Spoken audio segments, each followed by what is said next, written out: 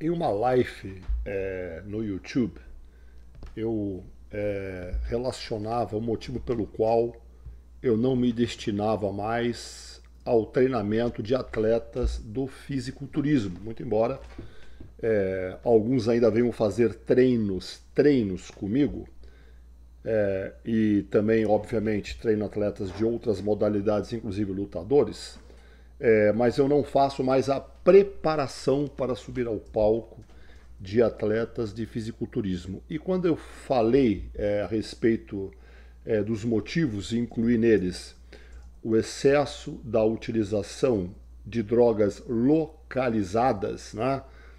Já denominadas de Sintol, por exemplo, aplicação de polimetilmetacrilato e outras substâncias até feitas aí de forma caseira,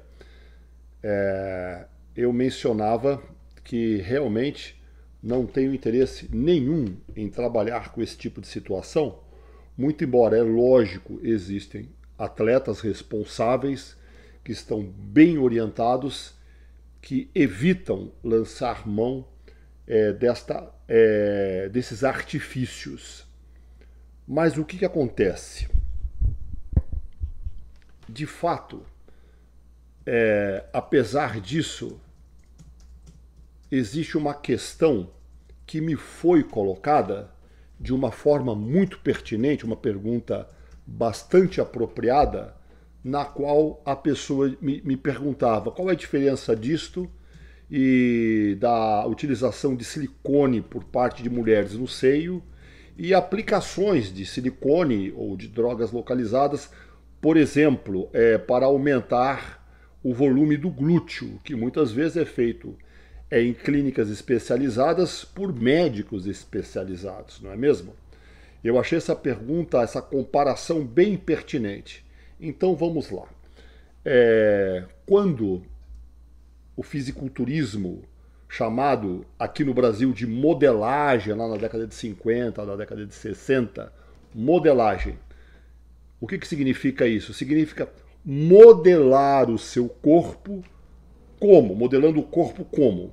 Utilizando exercícios com peso para os diferentes grupamentos musculares para modelar o seu corpo. Todo mundo tem o direito de modelar, ter um físico com uma aparência, segundo ele, uma aparência mais desejável, uma aparência que ele deseja ter. Ressaltando que esta aparência e este desejo vai de encontro com as necessidades pessoal. Não que todas as pessoas venham a admirar este ou aquele tipo de físico, porque isso varia muito.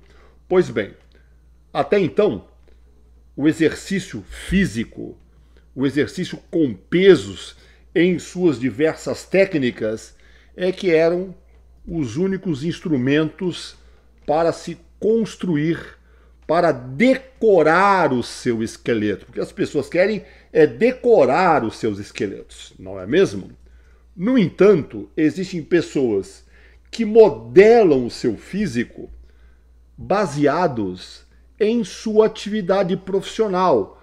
Pessoas que realizam exercícios braçais. Por exemplo, pessoas na construção civil constroem um físico baseado nos movimentos repetitivos diários que realizam no exercício de sua profissão. Tanto é verdade que outro dia uma pessoa que realiza trabalho braçal veio até a mim, e não foi o primeiro, e perguntou como que ele deveria treinar na academia ao final do dia, que ele já estava cansado. Qual foi o aconselhamento do professor? Treine especialmente aqueles grupos que não estão envolvidos, ou preferencialmente, que não estão envolvidos na sua atividade física braçal vinculada ao seu trabalho. Por exemplo, não tem um grande trabalho de pernas, então priorize o treinamento de pernas. Não é racional isso? Ótimo. Vamos continuar nesse raciocínio. Me acompanhem aqui. E atletas de outras modalidades que preferenciam o desenvolvimento muscular dos grupos musculares envolvidos naquela determinada prática esportiva. Por exemplo, os nadadores, não é? Nadadores olímpicos têm uma tendência, um tipo físico, normalmente os de grande sucesso têm um tronco maior, as pernas menores, mais curtas, né? E muitos deles parecem com uma fatia de pizza, não é mesmo? Atletas de ginástica olímpica, eles são menores, porque fica muito mais fácil de girar em torno do seu próprio eixo do que uma pessoa longilínea, não é mesmo? Eles são menores, são atarracados e muito musculosos. Atletas de ginástica rítmica desportiva. O professor aqui auxiliou a preparação física da seleção brasileira de ginástica e rítmica no início de sua carreira. As meninas são ectomórficas, são longilíneas, né? E principalmente dentro do conjunto, para aparecerem todas o mais homogêneo possível. Então, cada esporte, cada posição de cada atleta em cada esporte vai apresentar uma preferenciação de desenvolvimento da estrutura muscular vinculada à necessidade daquele esporte. Agora a pergunta para vocês é a seguinte: eu sou um atleta de ginástica olímpica, está me faltando força no meu deltoide. Ele vai lá e aplica a droga localizada no deltoide para inflar o deltoide? É lógico que ele não vai fazer isso, né? Um atleta de levantamento olímpico, está me faltando força nos quadríceps, no vasto lateral. Ele vai lá e vai fazer uma aplicação de droga localizada para inflar o vasto lateral? É lógico que não, porque isso não apresenta funcionalidade nenhuma para o músculo. Você vai apenas inflar ou inflamar o seu músculo. Inflamar e inflamação não é partícula de actina e miosina. Não representa nenhum tipo de contração muscular específica. Então a diferença é essa, meu amigo. Aí o que acontece? Já que a musculação é modelagem e eu tenho que modelar a qualquer custo, se ele não consegue modelar aquele grupamento muscular com a utilização de exercícios, porque não conhece as melhores técnicas, porque não quer treinar de forma desafiante, ou mesmo porque na sua genética aquele grupamento não tem a possibilidade de um grande desenvolvimento, então o cara vai lá e aplica uma droga localizada, seja polimetilmetacrilato, seja Synthol, Muscle Shed, ou seja lá o que for, até óleo de cozinha, ou mesmo concreto armado, né, para consertar, para, entre parênteses, corrigir aquele grupamento muscular que não se desenvolveu da melhor forma possível. O que ele vai conseguir? De repente, uma inflamação, uma modificação muitas vezes temporária, e ele vai olhar, olha, melhorou a aparência, segundo ele. Já que melhorou aqui, eu tenho aí esse grupamento e aquele que também tem que melhorar. Se eu colocar um pouquinho mais vai ficar melhor ainda. E o cara entra numa espiral que não tem fim.